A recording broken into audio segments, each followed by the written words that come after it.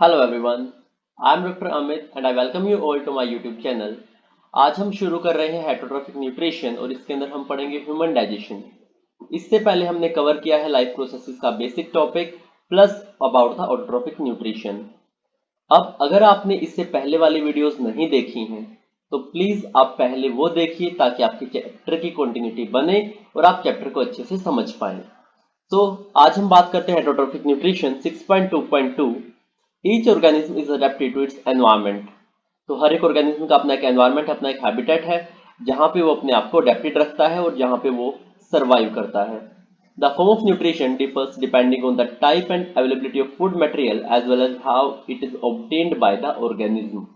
उसके न्यूट्रिशन का मोड क्या होगा वो इस चीज पे डिपेंड करेगा कि वो क्या फूड मटेरियल ले रहा है, किस टाइप का फूड है उसका और किस तरह से उसको अवेलेबल होगा, प्लस ऑर्गेनिज्म उसको कैसे खाएगा।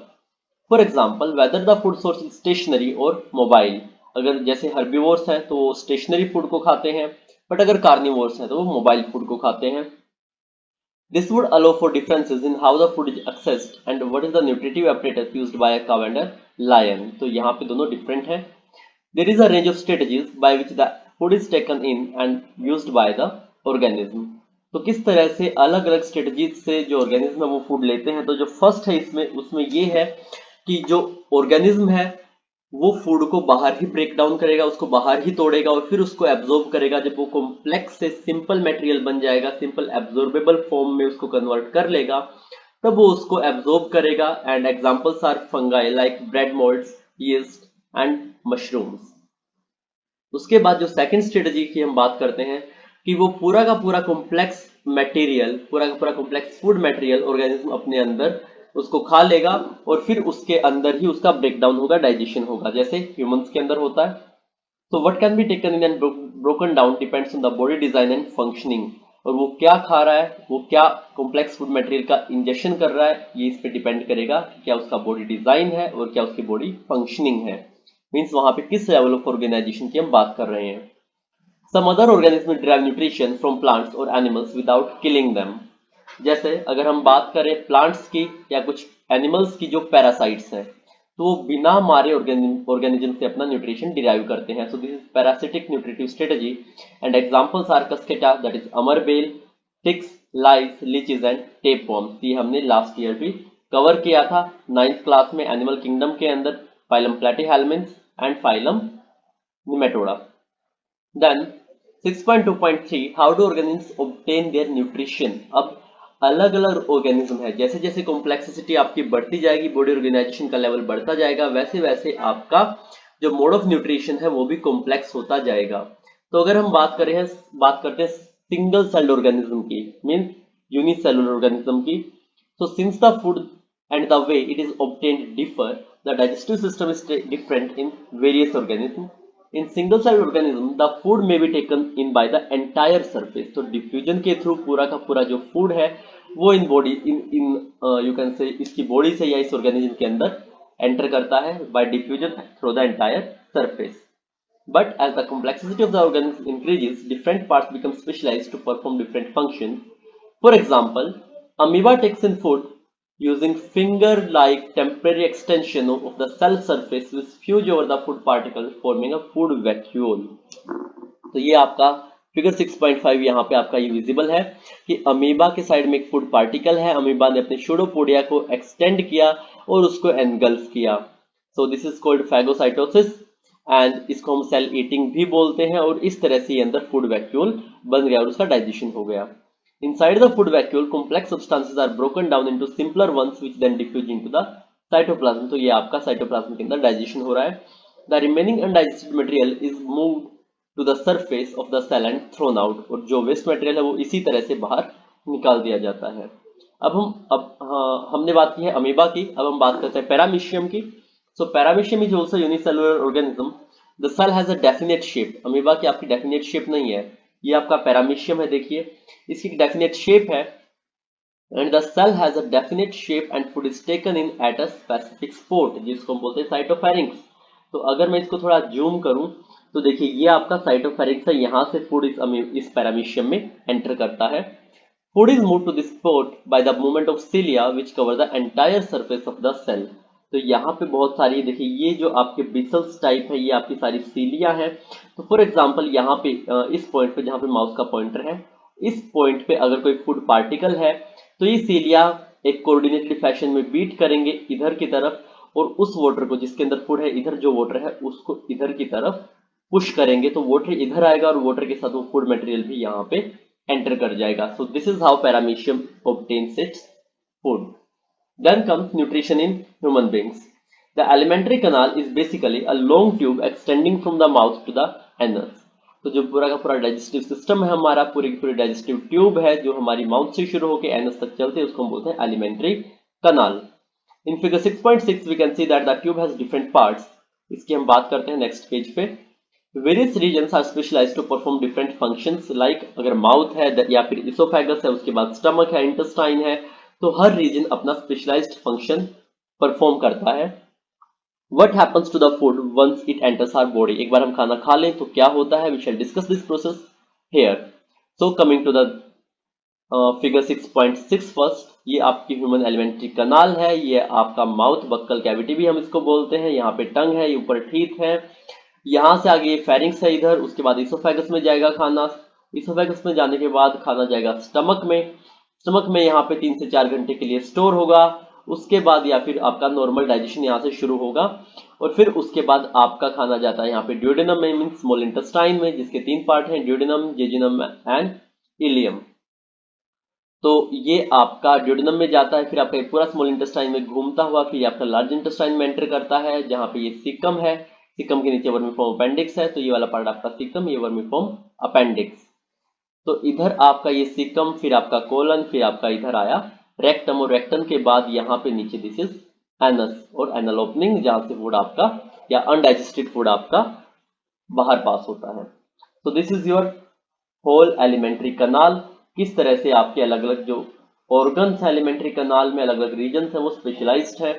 इधर ये आपका पेनक्रियाज है जो आपका हेल्प करता है डाइजेशन में, इधर लीवर है, लीवर के अंदर गोल ब्लैडर है जो बाइल जूस को और बाइल सॉल्ट्स को सिक्रीट करता है।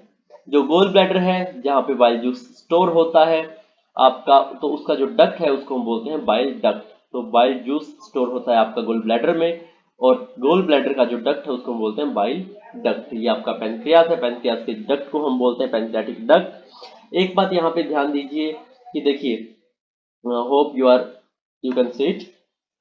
तो यहाँ पे ये आपका पेनक्रियास का डक्ट और ऊपर से आपका लीवर का डक्ट, तो ये दोनों फ्यूज होके कॉमन डक्ट बना रहे हैं जिसको हम बोलते हैं कॉमन हिपैटोपेनक्रियाटिक डक्ट। ये आपका हिपैटिक डक्ट, ये आपका pancreatic duct. So this is common hepatopancreatic duct जो आपका ड्यूडेनम के अंदर या स्मॉल इंटेस्टाइन के अंदर ओपन हो रहा है। तो ये दोनों आपके लीवर का और या फिर गोल ब्लैडर का और पेनक्रियास का अलग अलग ओपनिंग नहीं होती, एक सिंगल ओपनिंग होती है। सो अब हम बात करते हैं हमारा एक्टिविटी की जो इस पेज पे हमारी दी हुई है। So just a minute, yeah, it is here. Activity 6.3, take 1 ml starch solution. तो हमने क्या किया, दो टेस्ट ट्यूब ली A और B, उसके अंदर 1 ml हमने स्टार्च सोल्यूशन डाला 1%, फिर उसके अंदर हमने एक टेस्ट ट्यूब के अंदर हमने 1 ml सलाइवा डाला और दूसरे के अंदर नहीं डाला। उसके बाद आधे घंटे के बाद हमने उनके अंदर दोनों टेस्ट ट्यूब से और B के अंदर, एक के अंदर हमने सलाइवा डाली थी एक के अंदर नहीं डाली थी, दोनों के अंदर हमने few drops of dilute iodine solution डाला। डाइल्यूट आयोडीन सोल्यूशन देखने के बाद हमने ये देखा कि क्या वहां पे कोई कलर चेंज है। तो जो हमने फोटोसिंथेसिस के टाइम पे पढ़ा था कि स्टार्च को जब हमने टेस्ट किया था तो जब हमने आयोडीन सोल्यूशन से ट्रीट किया था तो कलर वो चेंज टू ब्लूइश ब्लैक। तो अगर जिस यू कैन से जिस उसमें टेस्ट ट्यूब में आपका कलर चेंज हुआ है ब्लूइश ब्लैक हुआ तो मीन्स वहां पे स्टार्च है और वो आपका होगा टेस्ट ट्यूब बी में जिसमें हमने सलाइवा नहीं डाला था। और सलाइवा की बात करें जहां पे हमने डाला था टेस्ट ट्यूब ए की, तो सलाइवा ने आपका स्टार्च को डाइजेस्ट कर दिया था तो वहां पे स्टार्च की एब्सेंस होगी और वहां पे कलर चेंज नहीं होगा। तो इसलिए हमें ये एक्टिविटी बताती है कि सलाइवा का जो एक्शन स्टार्च पे वो यहाँ पे स्टार्च का ब्रेक डाउन करता है या स्टार्च को डाइजेस्ट करता है। इसके बाद हम बात करते हैं हमारे टॉपिक की। तो we will go one by one पूरे एलिमेंट्री कैनाल के अंदर। तो सबसे पहले हम बात करते हैं यहाँ पे बक्कल कैविटी की। बक्कल कैविटी के अंदर टीथ है और टंग है। टीथ की अगर मैं बात करूं तो टीथ हमारे 4 टाइप के होते हैं, incisors, canine, premolars and molars. तो ये आपके इंसाइजर्स हैं, फिर कनाइन, प्रीमोलर, मोलर। तो अगर मैं बात करूं हमारी डेंटल फॉर्मूला की, सो दिस इज 2 1 2 3/2 1 2 3। तो 2 आपके इंसाइजर्स हैं, एक आपका कनाइन है, फिर 2 आपके प्रीमोलर है और 3 आपके मोलर है। सो 2 1 2 3 एंड साइड भी इधर 2 1 2 3। सो this is your dental formula, हम इसको बोलते हैं, और ये आपके टीथ की टाइप्स है। फिर हम बात करते हैं टंग की। टंग आपका एक मस्कुलर ऑर्गन है, इधर देखिए यहाँ पे लिखा है मस्कुलर टंग। तो मस्कुलर ऑर्गन है जो आपका च्यूइंग में हेल्प करता है। सो अब हम यहाँ से शुरू करते हैं टॉपिक को पढ़ना। We eat various types of food which has to pass through the same digestive tract. Naturally the food has to be processed to generate particles which are small and of the same texture. तो हमें food को इसलिए chew करना पड़ता है ताकि सभी particles आपके होमोजेनियस नेचर के बन जाएं। This is achieved by crushing the food with our teeth, इसलिए हम च्यूइंग करते हैं, हम उसको चबाते हैं, तोड़ते हैं। Since the lining of the kanal is soft, तो ये पूरी की पूरी आपकी म्यूकस कोटेड लाइनिंग होती है पूरी एलिमेंट्री कनाल की, तो सॉफ्ट लाइनिंग है, इसीलिए फूड को थोड़ा बहुत वेट भी करना पड़ेगा ताकि वो ल्यूब्रिकेट हो जाए और आसानी से पास हो जाए, to make its passage smooth. और ये सलाइवा ये फूड को वेट करती है। When we eat something we like our mouth waters, तो सलाइवा सीक्रेट होती है, इसलिए बोलते हैं मुंह में पानी आना, mouth watering. This is actually not only water but a fluid called saliva secreted by the salivary glands. Another aspect of the food we ingest is its complex nature. If it is to be absorbed from the alimentary canal, it has to be broken into smaller molecules. तो ये हमने पहले बात हम कर चुके कि एक फंगाई है जो आपके बाहर आपका फूड का डाइजेशन करती है, एंजाइम्स रिलीज करके फिर उसे एब्जॉर्ब करती है। हम कॉम्प्लेक्स फूड मैटर को इंजेस्ट करते हैं और उसके बाद हम उसको अपनी बॉडी के अंदर उसको एब्जॉर्ब करते हैं डाइजेस्ट करके। सो जो हमारा डाइजेशन है, this is done with the help of biological catalyst called enzymes. तो हमने कैटालिस्ट की पहले भी बात की एंजाइम्स की, जब हमने इसका बेसिक जो लेक्चर फर्स्ट है वो हमने किया था, तो वो वीडियो प्लीज आप देखिए दोबारा अगर आपको ये याद नहीं है। तो बायोलॉजिकल कैटालिस्ट या एंजाइम्स हमारी बॉडी के मेटाबॉलिज्म में हेल्प करते हैं या यहाँ पे डाइजेशन में भी हेल्प करते हैं। सलाइवा के अंदर एक एंजाइम होता है सलाइवरी अमाइलेज जो स्टार्च को तोड़ता है। और अगर मैं यहाँ पे जूम करूं तो मैंने यहाँ पे ये आपका इंसर्ट किया, देखिए स्टार्च आपका माल्टोज के अंदर ब्रेक डाउन होता है। स्टार्च आपका पॉलीसेक्राइड है, इसके अंदर ग्लूकोज की बहुत सारी यूनिट्स हैं। माल्टोज आपका एक डाइसेक्राइड है, इसके अंदर ग्लूकोज की सिर्फ 2 यूनिट्स हैं। तो बहुत बड़ी यूनिट से एक सिर्फ 2 यूनिट की एक आपका मॉलिक्यूल बना है। This is polysaccharide, this is disaccharide.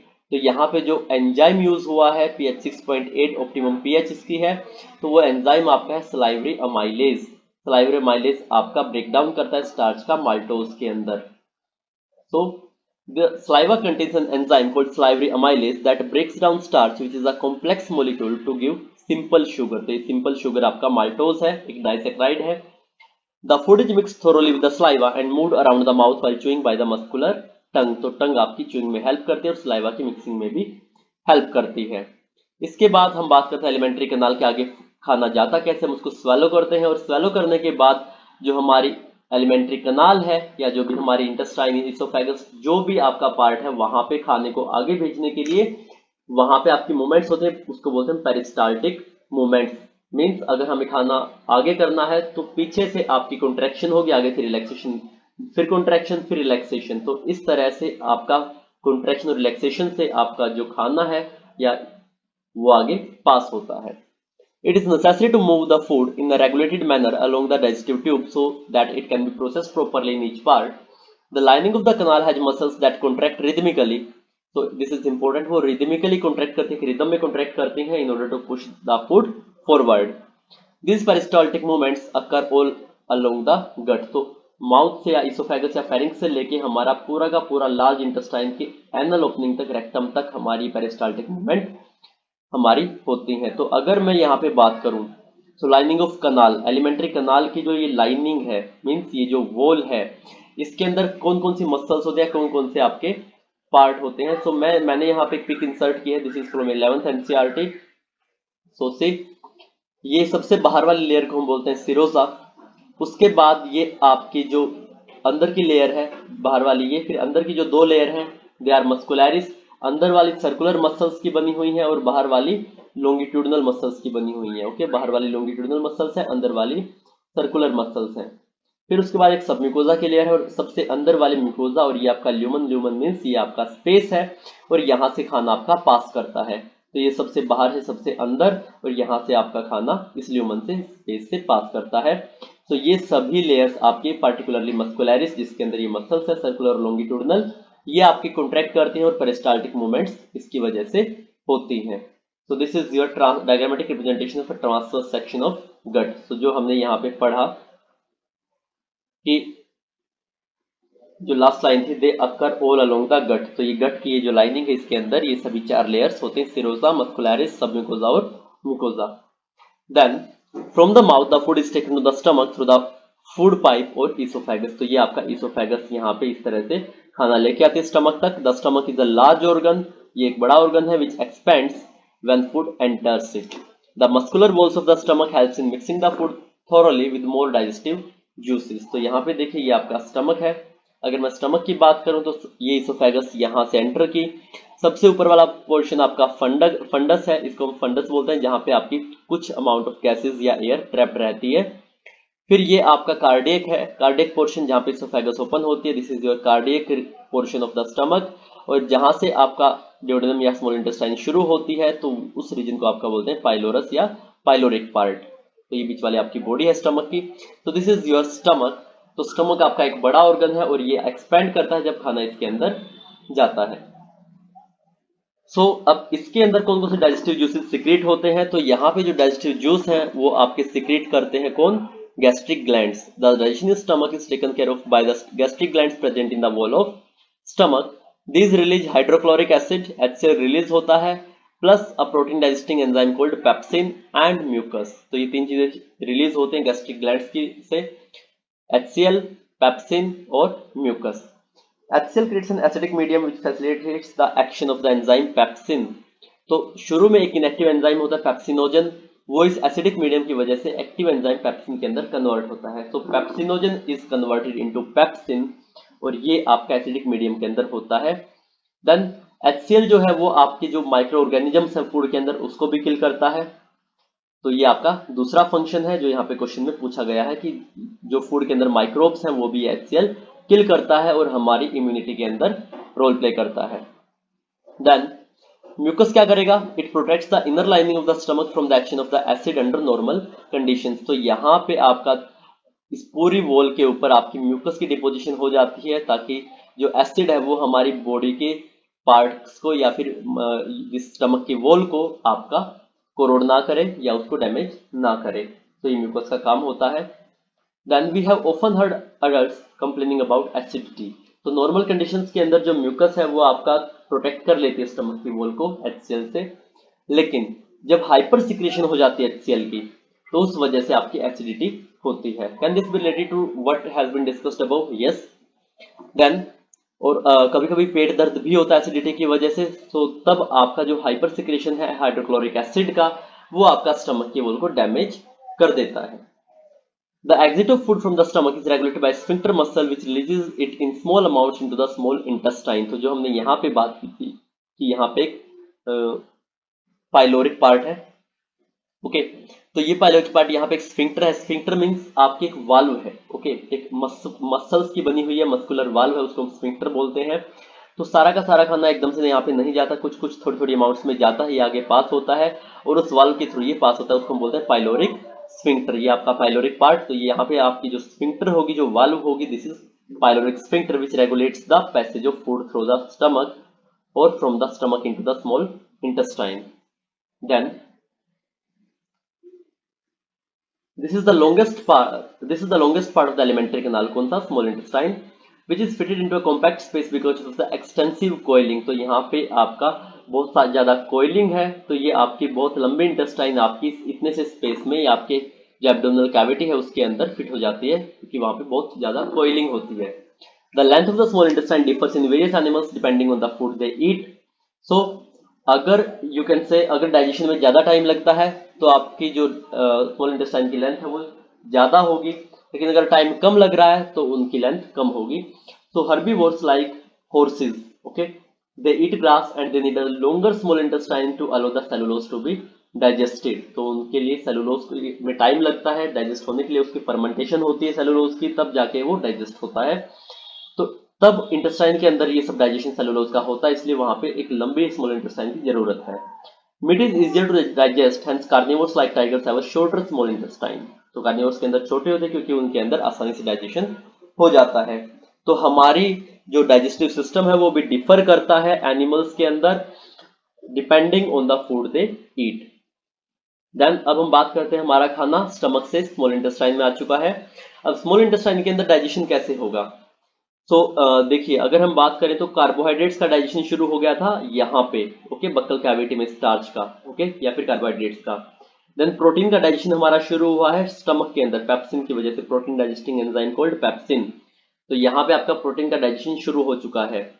अब फैट्स का डाइजेशन आपका स्टमक के अंदर कुछ amounts of lipase, lipase is a enzyme जो आपका फैट्स को या लिपिड्स को डाइजेस्ट करता है, तो कुछ अमाउंट्स में लाइपेज स्टमक से भी सिक्रीट होते हैं, ओके। तो ये यहाँ पे आपका थोड़ा बहुत मीन्स नेग्लिजिबल अमाउंट में बट हो जाता है, फैट्स का डाइजेशन भी यहाँ पे स्टमक में शुरू हो जाता है। फिर उसके बाद खाना आगे जाएगा। तो स्मॉल इंटेस्टाइन के अंदर क्या होगा, तो ये मैंने आपकी पूरी की पूरी टेबल यहाँ पे इंसर्ट की है। सो प्रोटीन्स, पेप्टोन्स, प्रोटीजेस, प्रोटीन से पेप्टोन्स बनते हैं, पेप्टोन से प्रोटीजेस बनते हैं। तो ये सारे के सारे आपकी प्रोटीन्स की सब यूनिट है। तो यहाँ पे पेनक्रियाज से जो जब हमने बात की थी, देखिए यहाँ पे जस्ट अ मिनट, तो मैंने आपको कहा था कि ये आपकी सिंगल ओपनिंग नहीं है, यहाँ से पेनक्रियाज की ओपनिंग और यहाँ से आपकी लीवर की ओपनिंग। तो ये दो ओपनिंग यहाँ से रिलीज कर रही है। तो यहाँ से पेनक्रियाटिक जूस निकलेगा, वहां से बाइल जूस और बाइल सोल्ट्स आएंगे। तो पेनक्रियाटिक जूस के अंदर आपके कुछ जो एंजाइम्स हैं वो कौन कौन से होते हैं, दिस इज ट्रिप्सिन या काइमोट्रिप्सिन प्लस कार्बोक्सीपेप्टाइडेज। तो ये एंजाइम्स आपके कहाँ होते हैं, पेनक्रियाटिक जूस के अंदर, जो प्रोटीन्स को डाइजेस्ट करते हैं। एंड यहाँ पे आपके प्रोटीन्स की छोटी यूनिट्स जिनको हम डाइपेप्टाइड्स बोलते हैं वो बनती हैं। फिर carbohydrates in the chyme are hydrolysed by pancreatic amylase into disaccharides. Chyme आपका होता है जब फूड आपका स्टमक के अंदर हाइड्रोक्लोरिक एसिड के साथ मिक्स हो जाता है, उसको हम बोलते हैं काइम। तो कार्बोहाइड्रेट्स ये आपके स्टार्च, तो यहाँ पे जैसे हमारा सलाइवरी अमाइलेज था उसी तरह यहाँ पे हमारा पैनक्रियाटिक अमाइलेज है, उससे डाइसैकेराइड्स बनेंगे या फिर स्टार्च की या फिर यू कैन से कार्बोहाइड्रेट्स की छोटी यूनिट बनेंगी। देन फैट से क्या बनेंगी, लाइपेजेस तोड़ेंगे फैट्स को या लिपिड्स को, उनसे डाइग्लिसराइड्स बनेंगे, मोनोग्लिसराइड्स बनेंगे। फिर न्यूक्लिक एसिड्स जो होते हैं, न्यूक्लिक एसिड्स जैसे आपके DNA deoxyribonucleic acid and RNA ribonucleic acid. तो जो हम खाते हैं तो उसके अंदर सेल्स होंगे, सेल्स के अंदर डीएनए आरएनए भी होगा, तो वो भी डाइजेस्ट करना पड़ेगा। न्यूक्लिक एसिड जो पैनक्रियाटिक जूस के अंदर होते हैं वो तोड़ते हैं न्यूक्लियोटाइड्स को, तो वहां पे एक्ट करते हैं न्यूक्लिएजेस और फिर आपके न्यूक्लियोटाइड से न्यूक्लियोसाइड बनते हैं। ये आपके मिलके न्यूक्लिक एसिड बनाते हैं, मींस न्यूक्लिक एसिड्स की छोटी यूनिट्स हैं। अब हम बात करते हैं फैट्स की। देखिए फैट्स का डाइजेशन कैसे होता है, तो डायरेक्टली, क्योंकि फैट्स के जो मॉलिक्यूल हैं वो आपके बहुत बड़े होते हैं, लार्ज ग्लोब्यूल्स फैट्स के होते हैं, तो सीधा एंजाइम वहां पे फंक्शन नहीं कर पाएंगे। तो जो हमारे बाइल जूस और जो हमारे बाइल सोल्ट्स होते हैं वो यहाँ पे फैट्स की इमल्सिफिकेशन में हेल्प करते हैं। इमल्सिफिकेशन का मतलब कि फैट्स के आपके जो बड़े यूनिट हैं उनको छोटे छोटे यूनिट्स में तोड़ते हैं। तो दिस इज योर इमल्सिफिकेशन, आपने चैप्टर 4 के अंदर भी पढ़ा होगा। तो जो डिटर्जेंट्स या आपके यू कैन से सोप्स आपके काम करते हैं, ओके, इमल्सिफाई करती हैं, वैसे ही यहाँ पे जो बाइल जूस है या बाइल सोल्ट्स है वो इमल्सिफिकेशन करते हैं फैट्स का, ताकि उनको छोटे यूनिट्स में कन्वर्ट करके फैट्स आसानी से वहां पे डाइजेस्ट हो जाए। So the food coming from the stomach, इससे ऊपर the small intestine is the site of complete digestion. Underline it, complete digestion कहाँ पे हो रहा है, कार्बोहाइड्रेट, प्रोटीन और फैट्स का स्मॉल इंटेस्टाइन के अंदर, मींस फाइनल प्रोडक्ट्स आपके बन जाएंगे यहाँ पे। Then it receives the secretion of the liver and pancreas for this purpose. तो liver और pancreas से यहाँ पे juices आते हैं। The food coming from the stomach is acidic, जिसको हम काइम बोलते हैं, and has to be made alkaline for pancreatic enzymes to act. तो जो स्टमक के एंजाइम्स है वो एसिडिक मीडियम में एक्ट करेंगे। पैनक्रियाज के जो एंजाइम्स है, पैनक्रियाटिक जूस के जो एंजाइम्स है वो आपके अल्कलाइन मीडियम में वर्क करेंगे। तो यहाँ पे बाइकार्बोनेट आयन का भी रिलीज होता है ताकि यहाँ पे अल्कलाइन मीडियम बन जाए, प्लस बाइल जूस यहाँ पे फंक्शन करता है। So bile juice from the liver accomplishes this in addition to acting on fats. तो bile juice आपका alkaline medium बनाता है प्लस आपका fats को emulsify करता है। Fats are present in the intestine in the form of large globules which makes it difficult for enzymes to act on them. तो यहाँ पे आपका बड़े मोलिक्यूल्स हैं तो वहां पे एंजाइम्स एक्ट नहीं कर पाएंगे, तो बाइल सोल्ट्स उसको ब्रेक करेंगे स्मॉलर ग्लोब्यूल्स में ताकि एंजाइम एक्शन की एफिशिएंसी बढ़ जाए। This is similar to emulsifying action of SOPs 100 that we have learned about in chapter 4. इसके बाद पैनक्रियाज क्या सिक्रेट करेगा, पैनक्रियाटिक जूस जिसके अंदर आपके ट्रिप्सिन होंगे प्रोटीन को डाइजेस्ट करने के लिए, जो हम यहाँ पे पढ़ चुके हैं, यहाँ पे बात कर चुके हैं। देन फाइनली प्रोटीन्स को अब अमीनो एसिड्स के अंदर तोड़ दिया जाता है, ओके। लाइपेज आपका फैट्स, इमल्सिफाइड फैट्स को तोड़ने के लिए होगा, जो हमने यहाँ पे बात की थी। Then walls of small intestine contain glands which secrete intestinal juice. अब देखिए हमने बात की है कि सलाइवा माइलेज सलाइवा के अंदर सीक्रेट होगा, फिर आपका गैस्ट्रिक ग्लैंड से गैस्ट्रिक जूस स्टमक के अंदर सीक्रेट होगा, फिर आपका ड्यूडेनम या जो शुरू वाला पार्ट है स्मॉल इंटेस्टाइन का, वहां पे आपका सीक्रेट होगा पैंक्रियाटिक जूस और bile juice.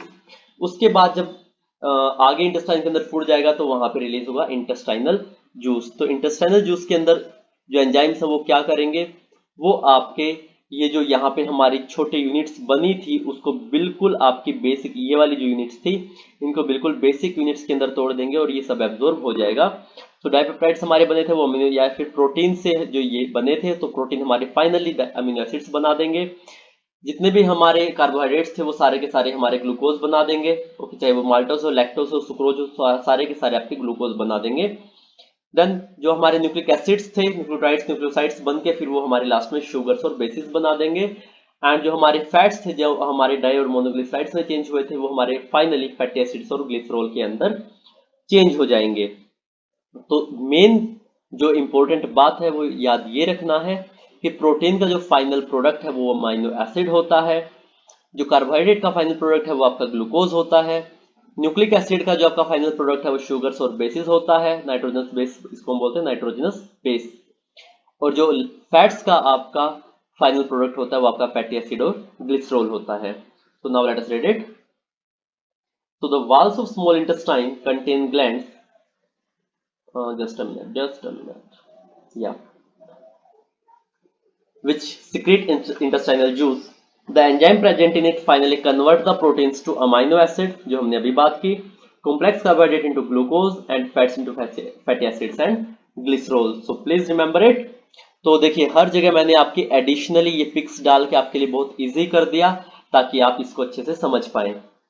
Digested food is taken up, अब सब कुछ फाइनल प्रोडक्ट बन चुका है, अब इनका होना है absorption.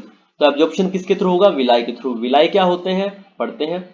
Digested food is taken up by the walls of intestine, कैसे टेकन अप करेंगे, कैसे एब्जॉर्ब करेंगे। The inner lining of the small intestine has numerous finger like projections called villi.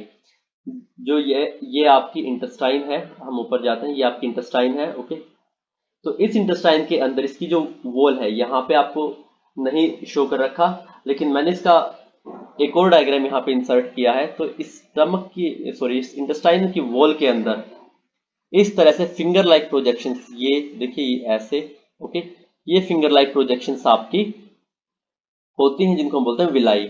तो विलाई के अंदर आपकी ब्लड वेसल्स होती हैं प्लस आपकी लिम्फ वेसल होती है, लिम्फ वेसल को हम बोलते हैं लैक्टियल। तो लिम्फ वेसल के अंदर आपके फैट्स या फैटी एसिड्स, ग्लिसरॉल वगैरह ये सब एब्जॉर्ब होते हैं और ग्लूकोज अमीनो एसिड आपके ब्लड वेसल्स के अंदर चले जाते हैं। तो फिर आगे वो आपके ब्लड सर्कुलेशन में जाके और फाइनली बॉडी को डिस्ट्रीब्यूट हो जाते हैं। So they have numerous finger like projections called villi which increase the surface area for absorption. तो यहाँ पे आपका जो विलाई है वो एब्जॉर्प्शन के लिए सरफेस एरिया को इंक्रीज कर देंगे। They are richly supplied with blood vessels, तो ये आपके ब्लड वेसल्स मैंने आपको शो कर दी, इस तरह से ये अरेंजमेंट होते हैं विलाई के अंदर, कैपिलरीज की, आर्टरीज की, वेन्स की। So they are supplied with blood vessels which take the absorbed food to each and every cell of the body, और ब्लड के थ्रू ये पूरा डिस्ट्रीब्यूट हो जाएगा। फिर उसके बाद सेल्स के अंदर क्या होगा, इस फूड को यूटिलाइज करेंगे ग्लूकोज को ताकि एनर्जी मिले, एटीपी मिले हमें, building up new tissues and repair of old tissues. तो जो हमारी मेंटेनेंस और रिपेयर था जो हमने शुरू में बात की थी कि उसके लिए एनर्जी चाहिए, तो वो एनर्जी इस तरह से फूड से हमारी आएगी सेल्स के अंदर जाके, इसका एब्जॉर्प्शन होने के बाद सेल्स के अंदर जाके इसका यूटिलाइजेशन होगा। The unabsorbed food is sent into the large intestine, और जो अनएब्जॉर्ब्ड फूड है वो आपका लार्ज इंटेस्टाइन में आ जाएगा। देखिए यहाँ पे, ओके, ये सारा आपका यहाँ पे एब्जॉर्ब हो चुका है। तो फिर धीरे धीरे यहाँ पे कुछ वाटर आपका लार्ज इंटेस्टाइन में एब्जॉर्ब होगा, बाकी सब आपका अनडाइजेस्टेड फूड यहाँ पे आके रेक्टम में स्टोर हो जाएगा। तो then the rest of the the unabsorbed food is sent into large intestine where its wall absorb more water from this material। तो एब्जॉर्प्शन आपका वाटर का होता है, लार्ज इंटेस्टाइन में भी वाटर का एब्जॉर्प्शन होता है। The rest of material is removed from the body via the anus. The exit of this waste material is regulated by the anal sphincter। तो हर जगह आपकी जो पैसेज ऑफ फूड है वो रेगुलेटेड है। एक आपका पाइलोरिक स्फिंक्टर था। अगर आप बात करो जब इसोफेगस स्टमक में फूड रिलीज करता है तो वहां पे भी आपकी इसोफेजियल स्फिंक्टर होती है। और फाइनली जब एनस से बाहर फूड या अनडाइजेस्टेड मटेरियल जा रहा है तो this is your anal sphincter. So ये हमारा न्यूट्रिशन था। फाइनली हमारा एक और टॉपिक है डेंटल कैरीज, छोटा सा टॉपिक है। सो डेंटल कैरीज या टूथ डीके हम इसको बोलते हैं। इसके अंदर होता क्या है, इसके अंदर जो इनेमल और डेंटाइन है उसकी ग्रेजुअल सॉफ्टनिंग हो जाती है। बैक्टीरिया आते हैं जब हम ब्रश नहीं करते, तो जो हमारे माउथ के अंदर जो कार्बोहाइड्रेट्स हैं या शुगर्स हैं, तो उसके ऊपर बैक्टीरिया आते हैं और वहां पे बैक्टीरिया उसको ब्रेक डाउन करते हैं, वहां पे एसिड प्रोड्यूस होता है और एसिड की वजह से ये जो इनेमल है ये आपकी सॉफ्ट हो जाती है, डिमिनरलाइज हो जाती है। फिर जब बहुत सारे आपके bacterial cells plus food particles teeth पे चिपक जाते हैं तो उसको हम बोलते हैं डेंटल प्लेक, जो आपके येलो येलो कलर की डिपोजिशन आपको दिखती है, that is dental plaque. Then saliva can not reach the tooth surface to neutralise the acid as plaque covers the teeth. तो सलाइवा आपके अंदर तक नहीं जा पाती ताकि एसिड को न्यूट्रलाइज कर सके। Brushing the teeth after eating removes the plaque before the bacteria produce acids. तो इसलिए खाने के बाद हमेशा ब्रश करना चाहिए, ट्वाइस और thrice a day. If untreated microorganisms may invade the pulp causing inflammation and infection. Pulp है आपका जो रूट ऑफ टीथ है, ओके, जो टीथ की रूट है वहां पे नीचे जो उसकी कैविटी है उसको बोलते हैं पल्प। तो नीचे तक जाके के आपके गम्स में जाके वहां पे इन्फ्लेमेशन और इन्फेक्शन वहां पे हो सकता है, स्वेलिंग आ सकती है, रेडनेस आ सकती है, ब्लीडिंग हो सकती है, गम्स में पायरिया हो सकता है। So this is your dental caries. Then comes question, what are the differences between autotrophic nutrition and heterotrophic nutrition. ये अपना खाना खुद बनाएंगे and they depend on sun for the source of energy, और इसका आपको पता है हमने अभी किया है। Where do plants get each of the raw materials required for photosynthesis. तो आराम से आप पता कर सकते हो वाटर कहाँ से मिलता है, सनलाइट कहाँ से मिलती है, ओके, क्लोरोफिल कहाँ होता है। Then what is the role of acid in our stomach. Acid का क्या रोल है, हमने आज दो फंक्शंस किए हैं। प्लीज दोबारा देखिए वीडियो अगर आपको याद नहीं है, लेकिन मे बी परहैप्स आपको याद होना चाहिए। What is the function of digestive enzymes. क्या करेंगे एंजाइम्स, फूड को तोड़ेंगे। तो आप यहाँ पे एग्जांपल दे सकते हो स्लाइब्रिया माइलेज का, देन गैस्ट्रिक जूस का, देन पेनक्रेटिक जूस का, बाइल जूस का, या फिर इंटेस्टाइनल जूस का। How is the small intestine designed to absorb digested food.